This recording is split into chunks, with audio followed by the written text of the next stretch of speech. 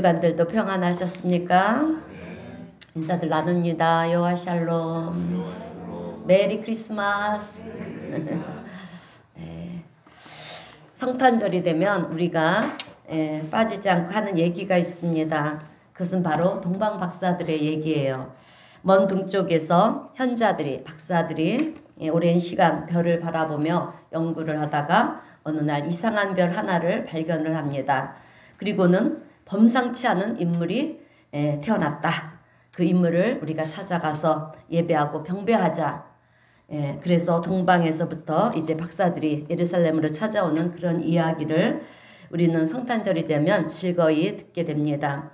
그런데 이 동방 박사들이 과연 어디서 온 사람들인가? 의견들이 분분한데요. 아마도 당시에 이 점성술이 발전했던 페르시아 쪽에 있는 박사들이 왔을 것이 아니겠는가라고 그렇게 생각을 합니다. 여러분, 독일에 가면 켈룬이라고 하는 도시가 있어요. 가보신 분 있나요? 저는 다녀왔는데 이 켈룬에 거기를 가게 되면은요, 꼭 관광 코스로 도는 데가 있어요. 켈른 대성당입니다. 근데 고딕 양식으로 아주 크게 세워진 그런 대성당이 있어요. 그런데 이 카톨릭의 성당들은요, 항상 성인들의 유골, 이 유해들을 이런 것들을 모시면서 그것을 기념해서 성당을 짓습니다. 그래서 켈른 대성당에서는 동방박사의 유해가 있다 이렇게 얘기들을 하고 있어요. 그래서 가봤어요. 가봤더니 정말 제단 옆쪽에 금으로 만든 간이 있는데 그곳에 동방박사들의 유해가 있다라고 얘기를 들었습니다. 그런데 중요한 것은 거기에 뭐 정말 동방박사들의 유해가 있느냐 없느냐 그게 중요한 것이 아니에요. 뭐 동방박사나 우리나 죽으면 끝나는 것이지 뭐 안 그렇겠습니까?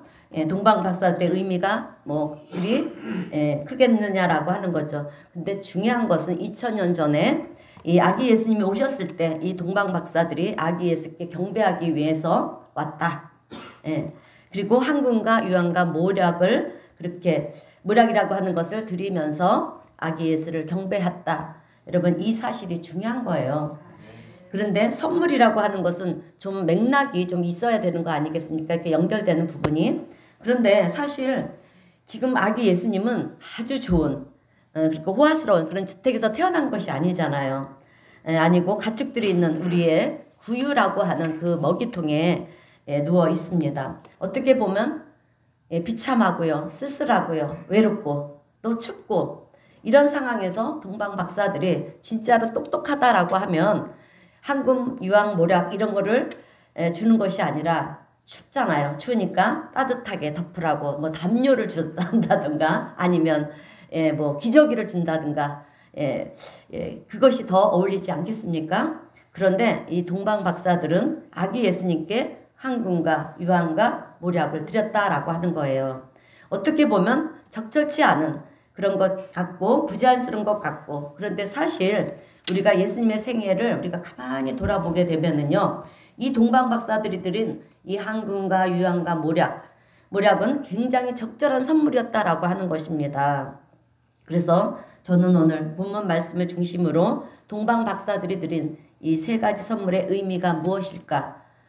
세 가지 말씀을 전하면서 함께 은혜를 나누려고 합니다. 자, 첫 번째는요, 왕권을 상징하는 황금을 드렸습니다.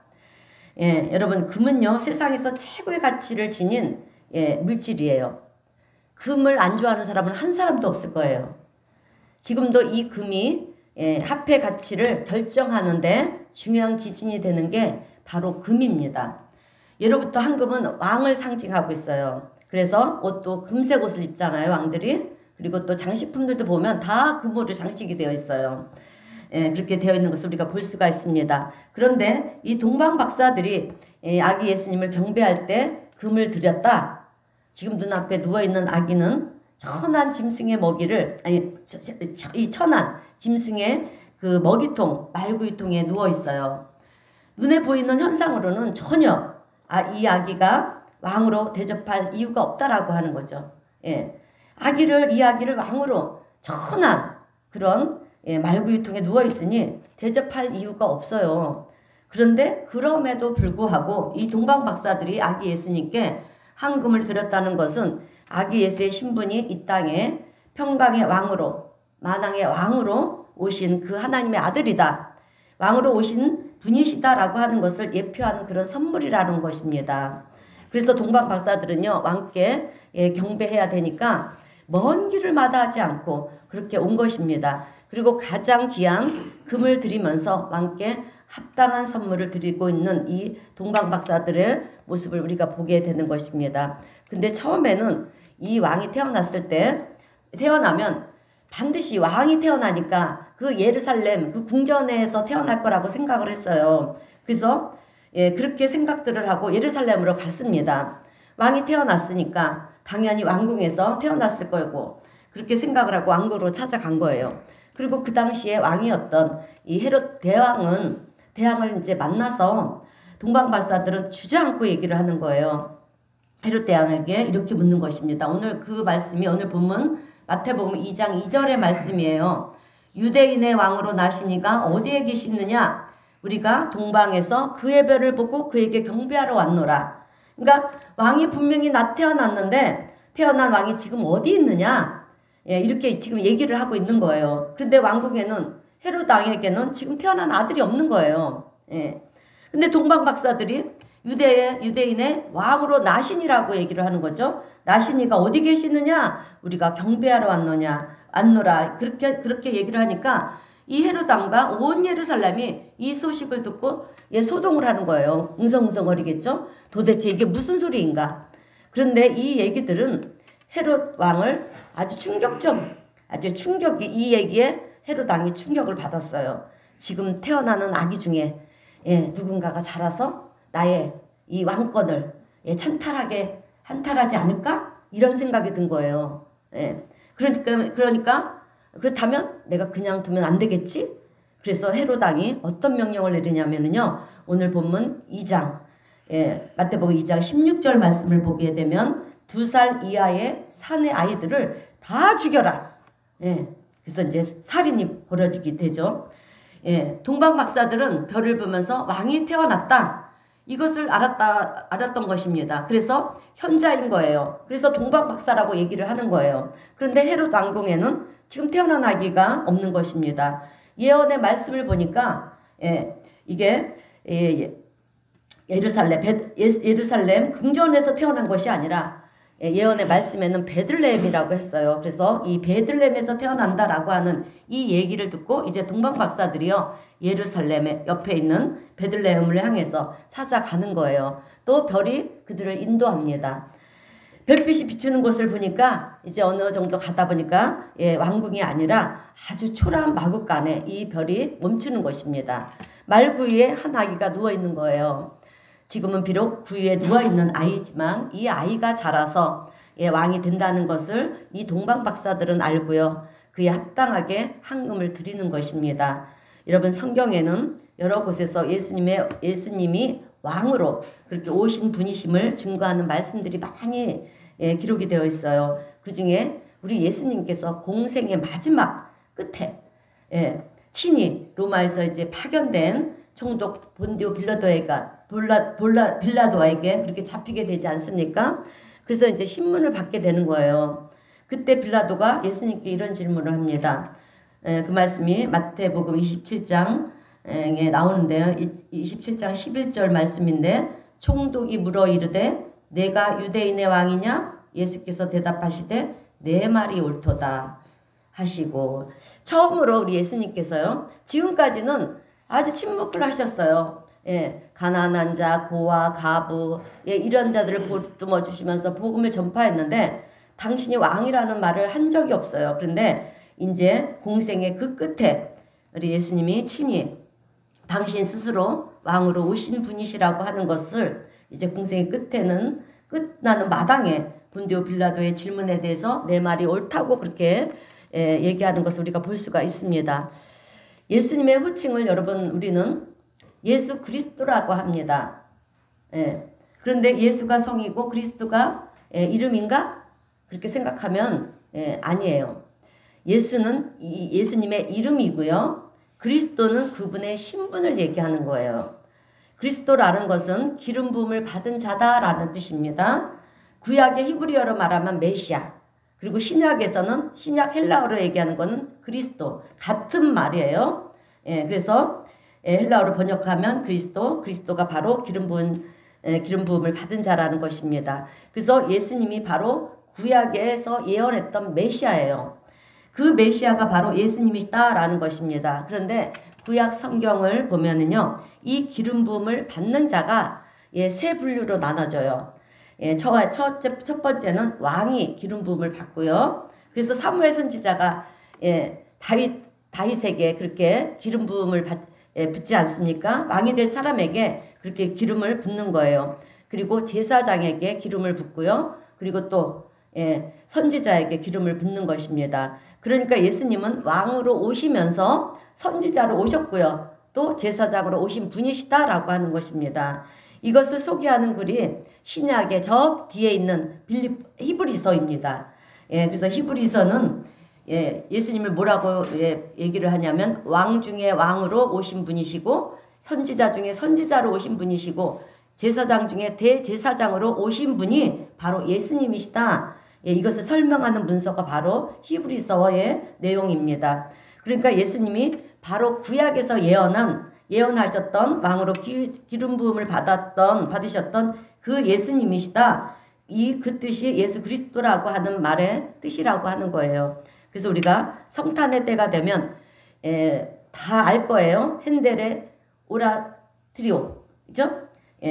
오라토리오라는 이 메시아에 대한 이 합창이 있지 않습니까? 이 합창을 할 때 보면 할렐루야, 할렐루야를 계속 반복을 해요. 그렇게 코러스가 나오는데 거기에 주로 나오는 내용 전체가 뭐냐면 만왕의 왕, 만주의 주. 이것이 계속해서 반복이 되면서 고백을 하는 거예요. 만왕의 왕으로 오시는 분이시다라는 것입니다. 그래서 우리 교회는 찬양대가 저기에서 없어서 저기 했지만 큰 교회들은 얼마나 찬양 그 인원이 많습니까? 이들이 다 그 성탄절날 코러스로 할렐루야 하면서 할렐루야 할렐루야 하면서 얘기하지 않습니까? 만왕의 왕 만주의 주 하면서 그렇게 만왕의 왕으로 오신 분이시다 이렇게 고백을 하는 걸 우리가 볼 수가 있어요. 그래서 예수님의 생애를 보니까 예수님은 참으로 이 세상을 다스리는 분으로 오셨다라고 하는 것입니다. 우리가 어떻게 알 수 있느냐라고 하면 여러분 풍랑이 몰아쳤을 때 예수님은 풍랑을 향해서 명령을 하셨잖아요. 풍랑아 잠잠하라 명령하니 풍랑이 잠잠해졌습니다. 만왕의 왕이 명령을 하니까 잠잠해질 수밖에 없는 거예요. 그리고 귀신 들린 자에게 귀신아 나가라 명하니 귀신이 순종하고 나가는 것을 볼 수가 있고요. 또 병든 자에게는 질병은 치유받으라 그렇게 질병 자체도 예수님의 말씀에 만왕의 왕이신 예수님의 말씀에 그렇게 순종하고 떠나가는 역사가 나타나는 것을 우리가 보지 않습니까? 그래서 예수님의 생애를 보면은요, 참으로 만물을 다스리지는 인간만 다스리는 것이 아니라 만물까지도 다스리는 그런 만왕의 왕으로 오신 분이시로구나. 우리가 그것을 알 수가 있는 것입니다. 오늘 우리가 성탄주의를 맞이하여서 예수님이 우리의 삶에 왕으로 오신 분이시다 이 사실을 기억하시고요. 또 왕 대신 우리 주님을 예배하고 경배하는 우리 성도님들이 되시기를 주님의 이름으로 축원드립니다. 자, 두 번째로 유향을 드렸습니다. 그런데 유향은 화목 제물을 상징하는 유향이에요. 황금은 왕으로 오신 예수님의 신분을 의미하는 것이라고 하면 이 유향은 예수님의 생애를 얘기하는 것입니다. 그런데 그 향기가 이 유향을 태우면은요, 아주 얼마나 연기가 이렇게 피어오르고 향이 진동을 한다고 합니다. 향기로운 향이. 그 향이 얼마나 진동하는지 그 당시에 고가의 물질이었어요. 이 유향은 언제 사용하느냐 하면 구약 시대 때 여러분 하나님께서 제사를 드릴 때 하나님께 우리가 구약 시대는 제사를 드리지 않습니까? 여러 가지 제사의 종류가 있어요. 번제가 있고요. 소제가 있고 화목제가 있고 많은 제사가 있는데 그중에 소제라고 하는 것은 곡식을 가지고 하나님께 제사를 드리는 거예요. 그런데 이 소제를 드릴 때 유향을 첨가해서 드려야 되는 것입니다. 그래서 레위기 2장 2절의 말씀을 보게 되면 레위기 2장 2절의 말씀입니다. 우리 한번 읽어보겠습니다. 시작. 제사장은 그 고운 가루 한 움큼과 기름과 그 모든 유황을 가져다가 이는 하제라 여호와께 향기로운 냄새니라. 아멘. 유황을 불태우면 연기가 막 올라가잖아요. 향기로운 냄새가 올라가는 거예요. 예, 제단에서 제일 중요한 것은 제단에서 어떤 짐승을 잡을 때도 마찬가지로 짐승을 잡을 때도 연기가 나지 않습니까? 예, 그러면 그 연기가 올라가잖아요. 연기가 올라가는 것을 하나님께서는 받으시는 거예요, 여러분. 그래서 그것을 하나님은 향기로운 냄새로 받으신다라고 하는 것입니다. 그래서 동방 박사들이 아기 예수님께 유황을 드렸다라는 것은요, 귀하고 가치 있는 것을 드린 것입니다. 드린 것이기도 하지만 예수님의 생애가 하나님 앞에 향기로운 생애다라고 하는 것을 의미하는 것입니다. 여러분 구약 성경을 또 보면 창세기, 출애굽기, 레위기 이렇게 있죠. 아주 내용이 창세기 출애굽기 재밌어요. 창세기도 재미있고 출애굽기도 재밌어요. 그런데 출애굽기 중반을 넘어가면은요, 갑자기 성막이 막 나오잖아요. 성막. 어려워지기를 시작합니다. 그리고 레위기를 넘어가면은요, 그때부터는 머리가 막 지끈지끈 아파요. 아프기를 시작해요. 도대체 무슨 얘기인지 읽어도 도무지 알 수가 없습니다. 그런 내용들이 많이 나오고 지루하기까지 해요. 도대체 왜 이렇게 제사가 많은지 헷갈리기도 합니다. 그런데 사실 성경에 있어서 여러분 가장 중요한 것 한 가지를 얘기하라고 하면 여러분 제사예요. 제사입니다. 하나님 앞에 구약시대의 제사를 드리는 것이 가장 중요해요. 예전에는 구약시대에는 제사였지만 지금은 예배인 거예요. 여러분 예배가 중요한 줄로 믿습니다. 그래서 왜 중요하냐? 왜 그러느냐? 그 짐승의 희생 제사가 없으면은요, 우리의 죄를 여러분 사함받을 길이 없기 때문에 그래요. 그래서 하나님이 아무리 사랑의 하나님이시라고 해도요, 내가 제사함을 받지 못하면 구원에 이를 수 있는 자는 아무도 없다라고 하는 것입니다. 그래서 성경에 있어서 구약의 그 희생 제사가 너무도 중요한 것입니다.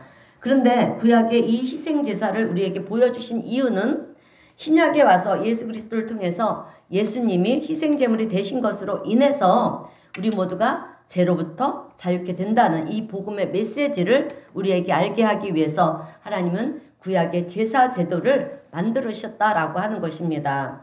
그래서 구약 시대에는 자신이 죄를 지으면 어떻게 했습니까? 내가 기르는 가축 중에 흠이 없는 소나 양이나 염소나 그렇게 가지고 오던지, 가난한 사람은 비둘기라도 가지고 와야 되는 거예요. 그것도 없으면요, 곡식을 가지고 와서라도 하나님 앞에 제사를 드려야 했습니다. 그러니 내가 이 내 제사함을 받기 위해서는 내가 노력해서 내가 기르는 소나 양을 가지고 와야 되는 거예요. 근데 오늘날 우리가 그렇게 할 수 있습니까? 없잖아요.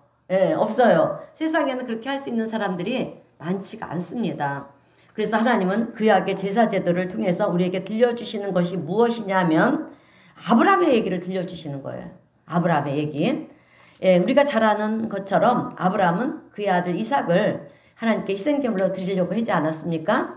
그럴 때 하나님께서는 그렇게 하지 말아라.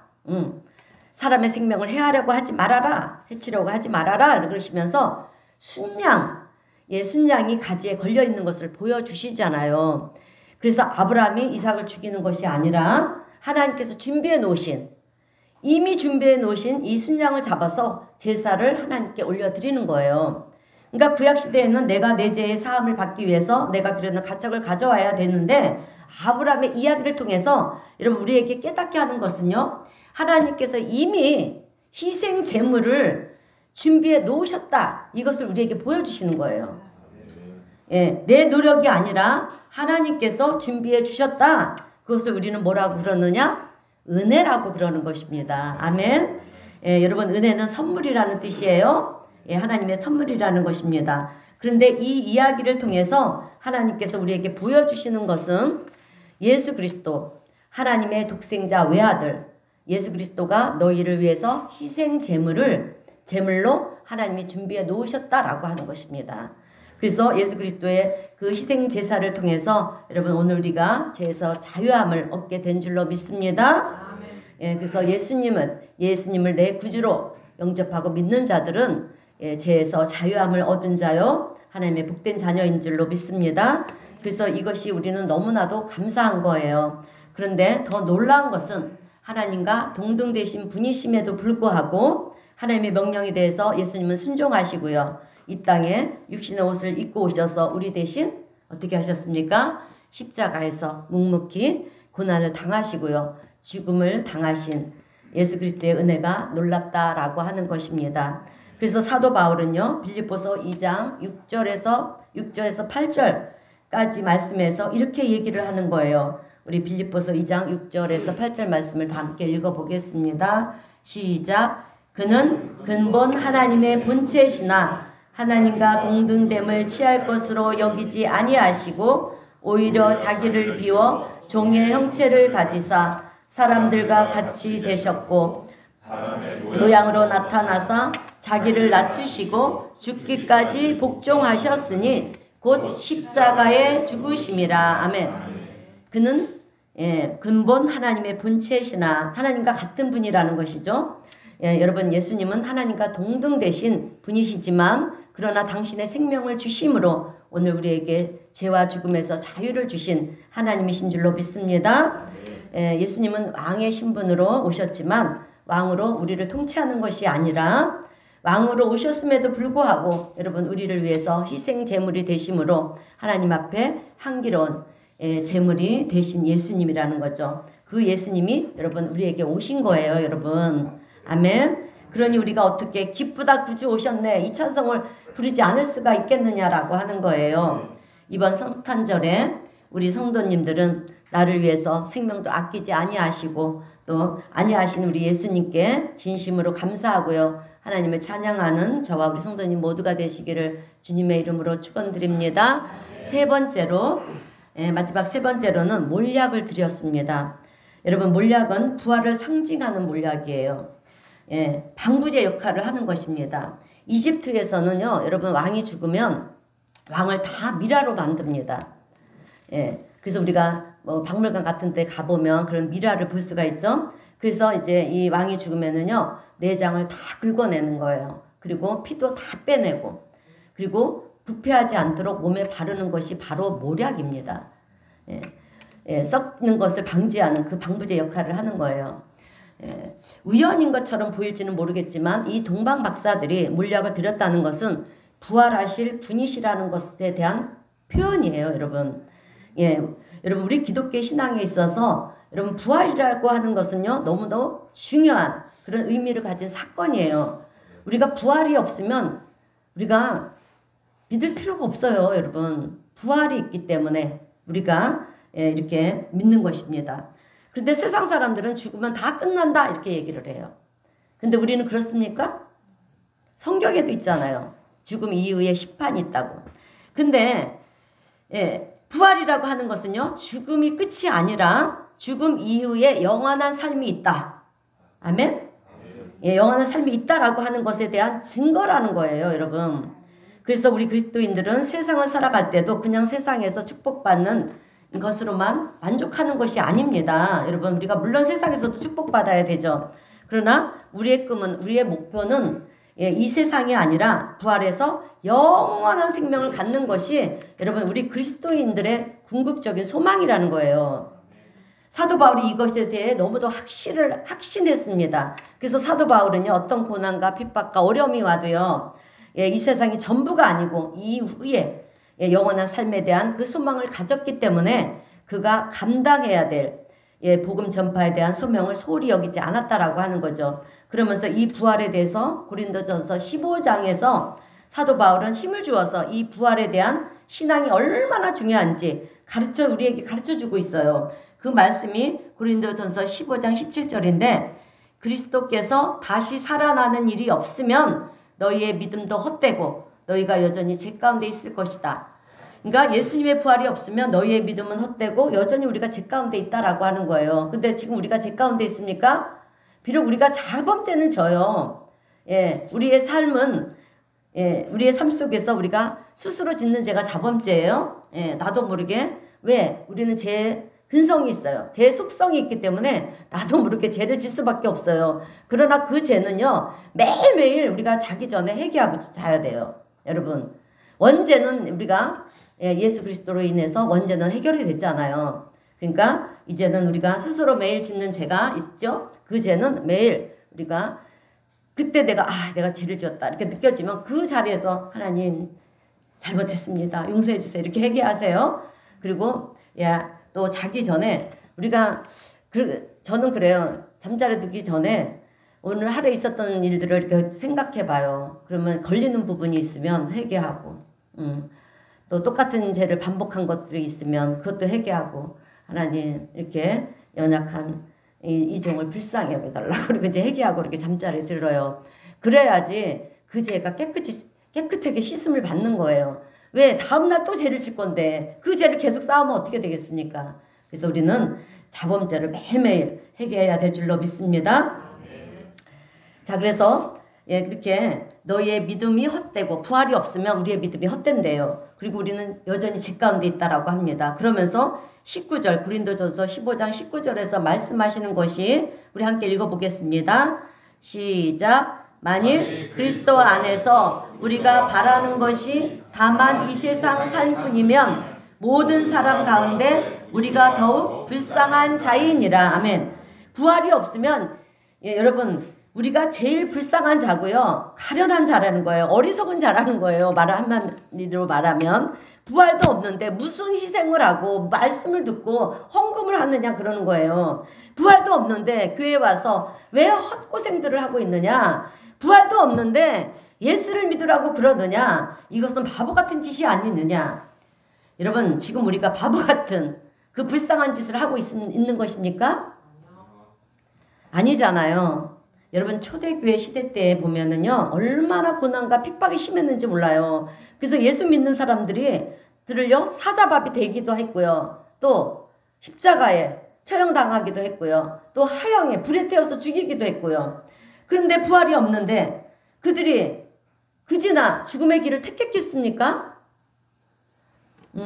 여러분 사도 바울은 부활하신 예수님을 전하면서 이 세상의 삶의 전부가 아니라 우리의 소망이 이 땅에 있는 것이 아니라 하나님 나라 천국에 영원한 삶이 있음을 말해주고 있는 거예요. 그러니 어떤 어려움이 온다 할지라도 그것으로 우리가 좌절하고 포기하는 것이 아니라 우리는 하나님 나라를 그렇게 소망하면서 지금의 위기를 이겨나가는 그런 신앙이야말로 얼마나 가치있고 영광스러운 신앙인지 모른다는 것을 사도 바울은 역설적으로 지금 표현하고 있는 거예요. 여러분 우리에게 왕으로 오신 예수님은요 우리를 통치하시는 것이 아니라 우리를 위해서 여러분 희생제물이 되어 주셨어요. 화목제물이 되셨다라고 하는 것입니다.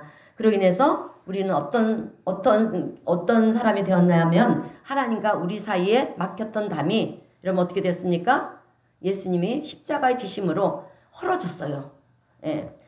아담과 하와의 죄로 인해서 우리는 하나님과 원수된 관계로 지내고 있었습니다. 그러나 우리 예수님의 그 십자가의 보혈로 인해서 우리는 그 죄로 인해 막힌 담을 헐어버리고 이제 하나님과 화목한 그런 존재가 되었다라고 하는 것입니다. 그리고 그것으로 끝나는 것이 아니고요. 사망 권세를 깨뜨리시고 부활을 하심을 통해서 우리의 삶은 이 땅이 아니라 여러분 영원한 하나님 나라에 두고 살아야 되는 그런 희망을 우리에게 남겨주셨다라고 하는 거예요.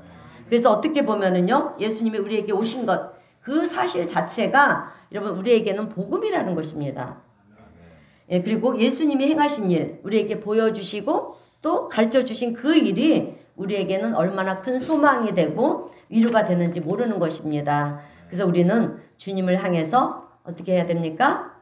메리 크리스마스. 즐거운 성탄절입니다. 예수님이 태어나신 즐거운 날입니다. 이것이 메리 크리스마스예요. 기쁘다 구주 오셨네. 그래서 우리가 기쁜 거예요, 여러분. 여러분 동방 박사들은 먼 길을 마다하지 않고 찾아와서 예수님께 귀한 선물을 드렸어요. 그런데 그 귀한 선물을 가만히 보니까 여기에는 예수님의 생애가 담겨져 있고요. 또 소망이 담겨져 있는 것을 오늘 우리가 볼 수가 있다라고 하는 것입니다. 그래서 오늘 우리도요 이 성탄의 계절에 다시 한번 생각해 봐야 될 것이 있습니다. 그것은 나는 무엇을 예수님께 드릴까? 나는 오늘 예수님께 무엇을 드리면 예수님이 기뻐하실까? 그냥 우리만 즐거운 것이 아니라 우리도 뭔가를 예수님께 드려야 되지 않겠습니까? 예, 한 가지만이라도 결단하고요. 성탄절을 맞이했으면 좋겠습니다. 그런데 제가 부탁드리고 싶은 것은 다른 것이 아니에요. 하나님이 보시기에 여러분의 생애가 하나님 앞에 올려드리는 그런 정말 향기로운 삶이 되시기를 주님의 이름으로 축원드립니다. 자, 그러면 향기로운 삶이 뭐겠습니까, 여러분? 여러분, 향기로운 삶은요, 우리가 향기로운 삶이 되려면요, 사랑하며 사는 거예요. 용서하며 사는 거예요. 그리고 여러분, 말을 해도요, 이쁘게 해야 되는 거예요. 이쁜 말만 하는 거예요. 비난하고 정죄하는 것이 아니라 격려하고 위로해 주는 거예요. 예, 이것이 바로 향기로운 그리스도의 향기를 바라는 그런 삶이라는 것입니다. 예수님을 전하며 사는 것도 하나님이 기뻐하는 거예요. 전도 많이 하세요. 가장 하나님이 기뻐하시는 거는요, 전도예요. 예, 모든 순간에 하나님이 기뻐하시는 것이 이것일까 저것일까 우리는 한번 생각하면서 여러분 내 욕심을 따라 결정하면 안 되고요. 하나님이 기뻐하시는 일을 행하려고 노력하는 것, 그런 삶을 우리가 살아갈 때 예수님의 생애가 하나님 앞에 유황처럼 그렇게 향기로운 삶이 된 것처럼 여러분 오늘 우리의 삶도 하나님 앞에 향기로운 그런 삶을 올려드릴 수 있는 우리 성도님들이 되었으면 좋겠습니다. 한 가지만이라도 실천하시기를 바랍니다. 사랑을 하시든지요, 용서를 하든지, 아니면 말을 이쁘게 하든지, 전도를 하며 살든지, 아니면 늘 주님의 영광을 위해서 내가 뭔가를 할 수 있다라고 하면 여러분 그것이 오늘 우리 예수님께 최고의 선물이 되지 않을까 저는 생각해 봅니다. 여러분 우리는 그리스도인이라는 이름을 가진 자들이에요. 우리는 그리스도인의 이름을 가진 자입니다. 아멘. 그런 우리가 세상 사람들에게 여러분 손가락질을 당하며 살면 안 되는 거예요. 그런 우리가 세상 사람들에게 욕을 먹고 살면 안 됩니다. 네, 내가 좀 불편하더라도 내가 좀 손해를 보더라도 우리는 양보하고 배려를 해야 될 줄로 믿습니다. 왜냐? 그런 삶이 여러분 하나님 앞에 영광이 되는 삶이고요. 또 유황과 같은 그런 향기로운 삶이 되는 것이기 때문에 그렇습니다. 그런 우리의 삶을 하나님 앞에 올려드릴 때 오늘 우리는 부활의 신앙을 가지고요. 또 부활의 은총을 입은 자로 세상에서 승리하며 살아가는 저와 우리 성도님들이 될 줄로 믿습니다. 그런 자들을 뭐라고 부르느냐? 하나님의 자녀라고 부르는 거예요. 자, 오늘 이 성탄의 계절에 우리가 예수님의 생애를 본받으면서 또 오늘 우리도 그런 삶을 예수님께 선물로 드릴 수 있는, 올려드릴 수 있는 저와 우리 성도님 모두가 되시기를 주님의 이름으로 축원드립니다. 네, 기도하겠습니다. 사랑과 은혜가 충만하신 하나님 아버지 감사합니다. 오늘 성탄의 계절에 동방 박사들이 주님께 선물했던 그 세 가지 선물을 기억해 봅니다. 이 땅에 오신 우리 주님은 왕으로 오신, 참으로 왕으로 오신 예수님이신데 그럼에도 불구하고 우리 위에 군림하시는 것이 아니라 우리를 위해서 당신의 생명을 주심으로 우리를 죄에서부터 자유케 하신 우리 주님이심을 것을 감사드립니다. 또 부활의 신앙을 통하여서 사망 권세를 깨뜨리시고 우리에게 영원한 삶의 소망을 허락해 주신 우리 주님을 찬양합니다. 오늘 우리의 삶도 예수님의 삶을 본받게 하여 주옵시고 세상에서는 아름다운 향기로운 삶이 되게 하여 주시옵소서.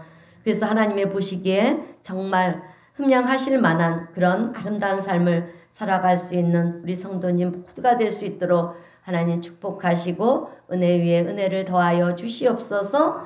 주님의 은혜가 우리 가운데 늘 함께하여 주시기를 간구하오며 예수님의 이름으로 기도드리옵나이다. 아멘.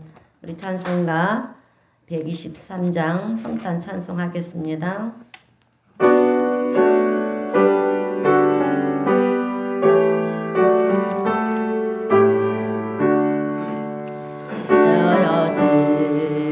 밖에 한밤중에